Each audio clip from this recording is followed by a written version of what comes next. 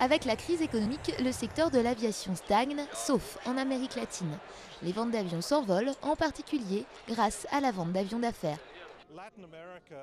L'Amérique latine s'en sort très bien si on compare au reste du monde.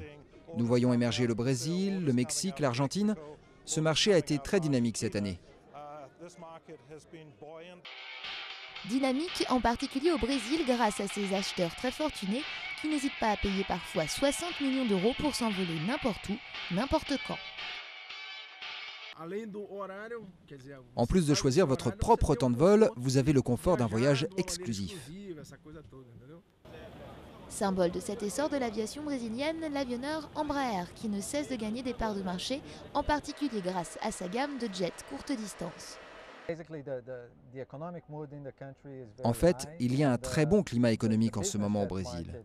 Et nos ventes de jets dépendent de cette activité économique. Donc, ce qui se passe aujourd'hui au Brésil est une très bonne chose. Embraer est aujourd'hui devenu l'un des leaders de son secteur derrière Airbus et Boeing.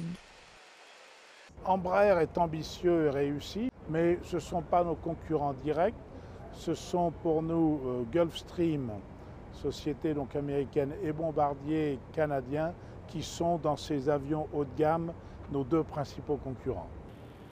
Au premier semestre 2010, Embraer a annoncé une baisse de 70% de ses bénéfices par rapport à l'année dernière.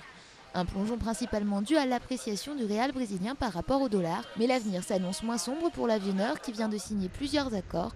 L'armée de l'air brésilienne a notamment l'intention d'acheter 28 avions militaires à Embraer.